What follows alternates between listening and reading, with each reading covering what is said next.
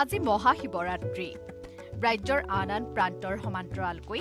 নলবাৰী জিলাৰ টিহুৰ নাথকুছিৰ শিৱ মন্দিৰতো চলিছে মহাশিৱৰাত্ৰিৰ আয়োজন 1912 চনতে স্থাপিত এই মন্দিৰত প্ৰতি বছৰে উদযাপন কৰি অহা হৈছে মহাশিৱৰাত্ৰি 27 নং ৰাষ্ট্ৰীয় ঘাইপথৰ নাথকুছি চকৰ শিৱ মন্দিৰত প্ৰতি বছৰে শিৱ পূজাৰ দিনা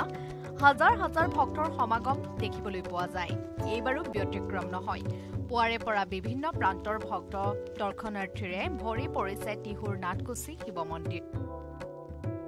এইবাৰ এদিনীয়া বৰ্ণাঢ্য কাৰ্যসূচীৰে শিৱৰাত্ৰি উদযাপন কৰা হৈছে কেৱল শিৱৰাত্ৰি বুলিয়েই নহয় নলবাৰীৰ এটা অতি পুৰণি শিৱ মন্দিৰ হিচাপে প্ৰতিদিনাই বিভিন্ন প্ৰান্তৰ ভক্তই দৰ্শন কৰে নাথকুছি শিৱ মন্দিৰত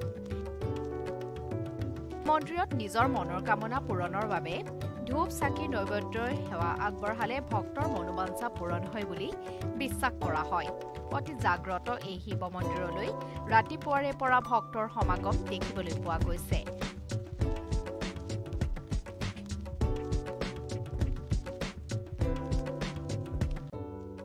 আজি এই আমাৰ এই বাসন্তী শিৱ মন্দিৰটো নাথকুছি শিৱ মন্দিৰ প্ৰায় 113 বছৰীয়া এইবাৰ আমি শিৱৰাত্ৰি উদযাপন কৰিম আৰু 113 বছৰ আগতে আমাৰ পূৰ্বপুৰুষসকলে এডাল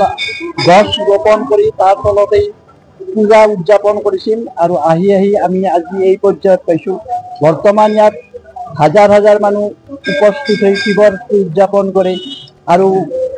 প্ৰবাদ আছে যে নাথকুছি শিৱ মন্দিৰত শিৱক কামনা কৰিলে তেওঁলোকৰ আশা পূৰ্ণ হয় বুলি প্ৰবাদ আছে আৰু সেইকাৰণে ইয়াত এতিয়া লাহে লাহে হাজাৰ হাজাৰ মানুহৰ সমাৱেশ হয় আজি কাৰ্যসূচী আছে আমাৰ দৰঙৰ নামতি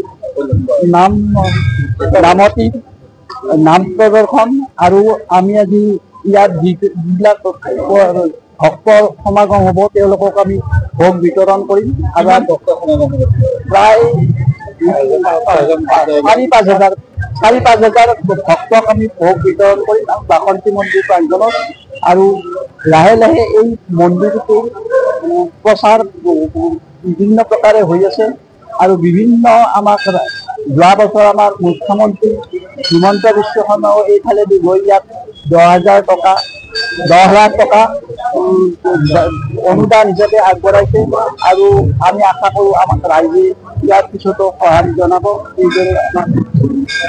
আমাৰ শিৱ মন্দিৰটো যাতে আকৌ আমি উন্নতি কৰিবলৈ পাৰে কামনা কৰিম ধন্যবাদ নলবাৰীৰ পৰা ৰাজেশ বৈশ্যৰ ৰিপৰ্ট লোকেল 18